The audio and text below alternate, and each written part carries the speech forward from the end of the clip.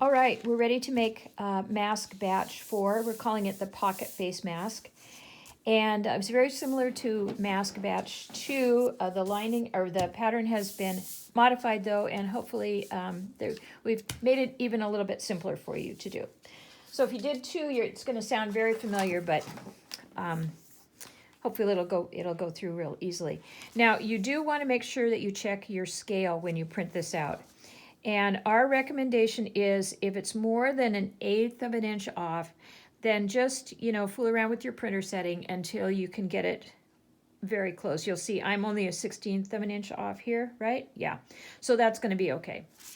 All right, right sides together for your main piece. You want to cut 2 for each mask.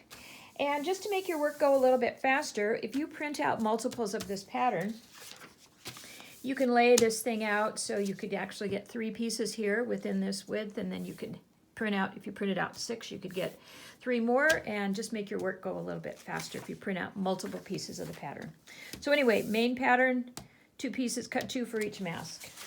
And similarly, the lining, you're going to have a big piece of course, but cut 2 for each mask. Then we're going to right sides together. We're going to sew this curve, pin on the main fabric, pin on the lining, and let's go to the sewing machine. Okay, we're ready to sew those 2 curved seams. Now I wanted to mention something about the seam allowance. If you put the pattern piece right underneath your presser foot with the needle down, you'll be able to tell exactly where you want the edge of the fabric to run, because that's the seam allowance that's marked on here. That's just a really super easy way to do it. Turns out the seam allowance is very close to 3/8 of an inch, but if you want to be like super specific, go ahead and put it in your machine and see where the needle hits the seam allowance, and then you'll know where to run the edge of your fabric. Okay, let's sew, and I'm going to sew in a darker thread so you can see. So it looked like it was right about like that. Just going to back stitch. Sew this seam.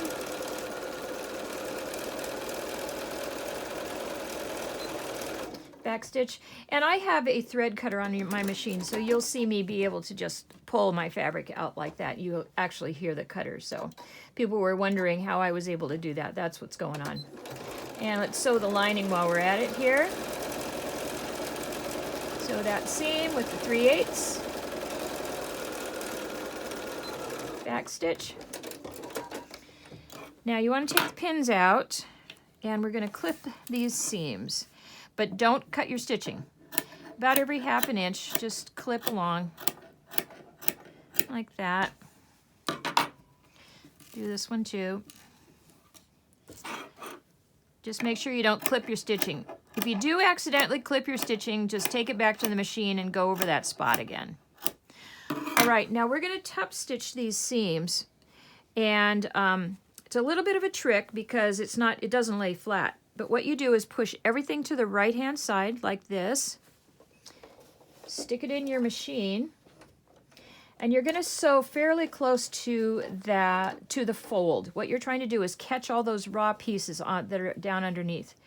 So you can go as slowly as you need to on this, but you pull the fabric apart as you sew it. You pull against that fold so it's nice and flat. And every once in a while check and make sure you've got everybody leaning to the right there underneath. So right by that fold, stitch all those raw edges down. And we'll do the lining piece too. Did I clip it? Yeah, I did. Okay. Push everything to the right. Stick it in your machine. So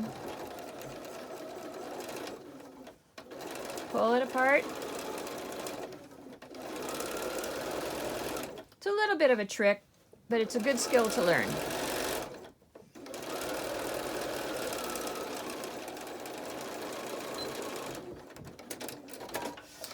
And see, it just makes that seam open up beautifully, even without pressing. Look at that. Isn't that beautiful?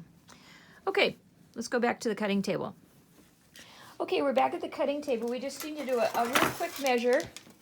And we're going to turn in a 1/2 inch on the edge of this, of the lining. So mark however you want to do it, 1/2 inch, both sides. And if you're doing production sewing like we showed you on mask number 3, of course you could be doing all of the outers and then all of the linings and all of the marking all at the same time, and it definitely makes things go faster. Okay, we're going to go back to the machine, stitch that down. Okay, we've got our little 1/2 inch there.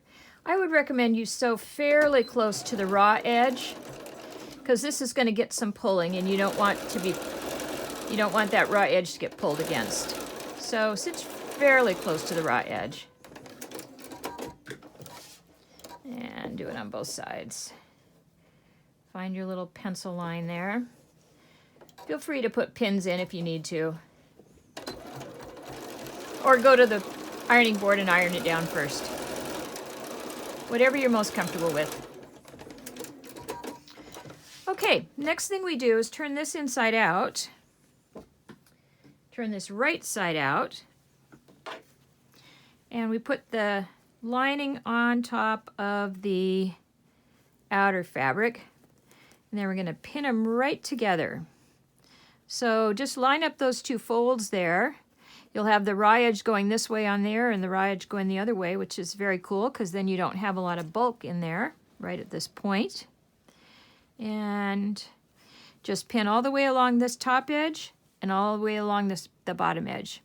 And I'll see you on the other side. So I pinned all the way along the top edge here, right sides together, and all the way along the bottom edge, right sides together. And we're going to sew the 2 edges. Again with that same seam allowance, whatever you determined on your machine. It's about 3/8. Super close to 3/8.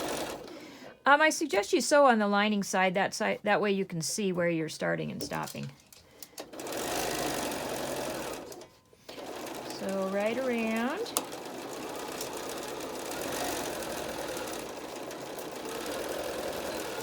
Back stitch it.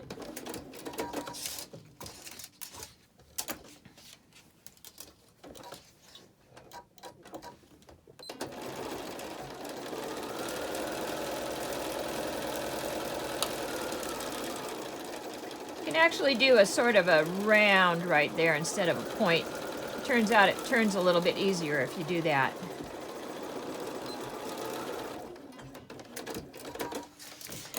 Okay, now I don't think this is included in your written instructions, but this is a helpful little hint that'll help this all turn more easily.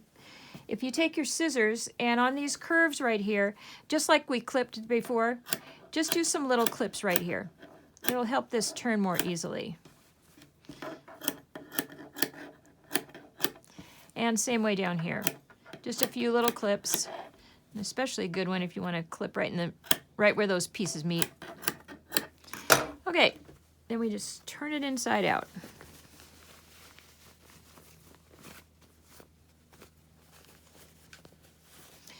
Now you can do most of this turning with your fingers, sort of, it's called finger pressing, where you just kind of push the seams out like that. You can get a pretty good edge actually. And of course you can go to the sewing machine, to the ironing board and press that seam. So you've got a nice edge there.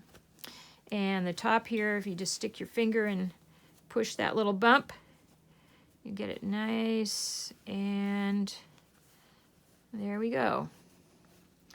I think I am going to go to the ironing board and just press this before we top stitch it, so you might want to do that too. Okay, let's just give it a quick press here. And you're actually going to want to press, see where I'm on the end here, I'm pressing these little things down, you want to do that too.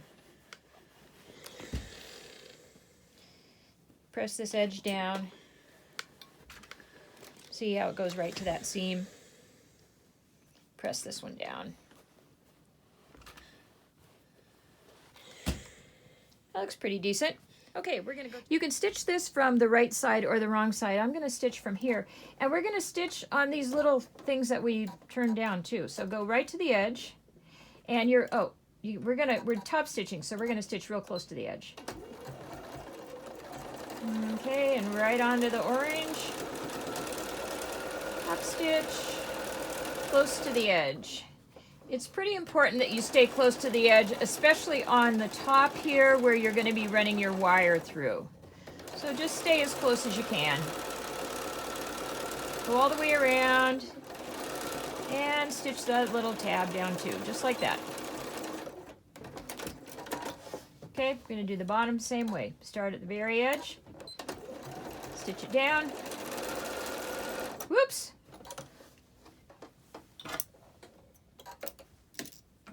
Failure. Start again. Oh. Okay, I stopped the tape because I had to rethread my machine, and you shouldn't have to sit and watch me do that. So here we go. Top stitching, close to the edge. Get ready to make this little turn. Here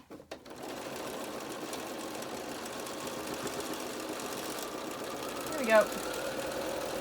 And again, stitch right off the edge. There we go. Now, while you're here, we're just going to do this by hand. You don't have to do any measuring. You don't have to do any pinning. Just turn under a little bit. Stitch it down.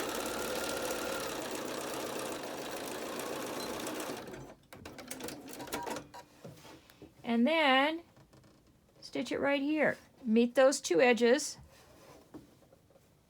and stitch right on the fold. If you want to pin this, feel free. We're stitching on the fold of the outer fabric. This is going to be the casing for our elastic. Okay.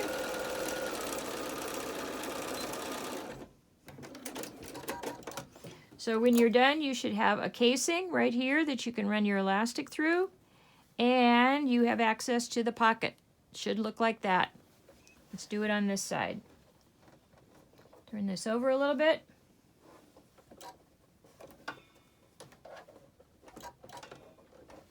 I might want to pin that. See if I can do it without pinning. And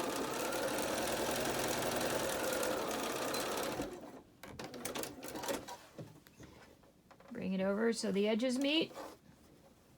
Now don't stitch on the orange or you'll stitch that pocket shut. Stitch on the outer fabric. Stitch it down. You're making a little casing for your elastic. Okay, so your pocket's open and you got a little casing for your elastic here. So the last thing we have to do, well, the last stitching, we're going to measure about 2 inches. So it's right about there. This doesn't have to be exactly, but just so you have an idea of how much you're going to stitch. And we're going to make a little tunnel for the nose wire. So what you want to do is, again, and I've discovered that you want to make this tunnel at least 3/8 of an inch wide. Okay? Back up and make sure you're 3/8 of an inch from that other stitching. 3/8 of an inch from your top stitching. Back up. Now, we're going to go to the cutting table. I'll show you why. Okay, so we're back at the cutting table. We've done our stitching. Got your little pocket, got your casings on both sides. You've done your little tunnel for the nose wire. Now, in the previous one, people had a lot of difficulty getting the wire into this little tunnel, and I discovered a little secret. So here's what I did. You want to end up with a piece of wire that's about 3 inches long, but take your wire to start with and cut it 4 inches. Okay, and then what I did was I took a fairly small safety pin, about that size. Small enough that it'll go through this tunnel. See? And you just put your wire through the end of the safety pin and just fold down a little bit. Like that, just so it's hooked onto the safety pin. Then you can come in here and you can use the safety pin to push that wire through, and at least you've got something that's not going to bend you can push against that safety pin and work your wire through that way. And you can kind of tell where your wire is. You can feel it in there. And the reason we cut it longer than 3 inches is because, see, the wire's all the way down here. We're going to get to the other end down here, and we're going to open it up, find our safety pin, unhook it, and cut off that extra 1 inch that we gave ourselves. Okay, and there you've got your 3-inch wire in there. Okay, and you can move it around a little bit, but that's the way to get it to go through the tunnel. Now we go back to the sewing machine, we sew across here, and we sew across here, and then all you have to do to be done is you cut your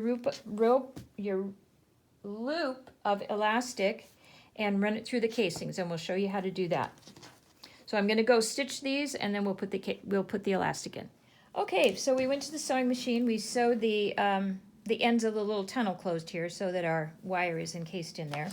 Now you want to take your elastic, and we're asking you to cut a 30-inch piece of elastic. So I've cut a 30-inch piece here, and you can use the same safety pin you used on that, or you can get a slightly bigger one if you want, as long as it goes through the casing. Start from the top edge, go down, and we're making a big loop that's just going to go around the back of their head. So you go out the bottom on one side, and then you go in the bottom on the other side. And come out the top, hopefully. Now sometimes this happens. Let me show you a trick. Get it, if it won't come out the top because it's caught on the seam allowance in there, put something in there like another safety pin to hold the hole open like that, and then it'll come right out. You don't have to take the stitching out to get it to come out. All right, then you are almost done. Take the 2 ends, tie a knot. Now the cool thing about this elastic around the back of the head as opposed to behind the ears is not only does it not put pressure on the wearer's ears, and I guess they get sometimes they get pretty sore with the stuff behind their ears, but actually this is really adjustable for the wearer, so they can make it bigger or shorter, longer or shorter depending. So your mask is done. It's going to go around their head like that. There you go. That's it. Have fun.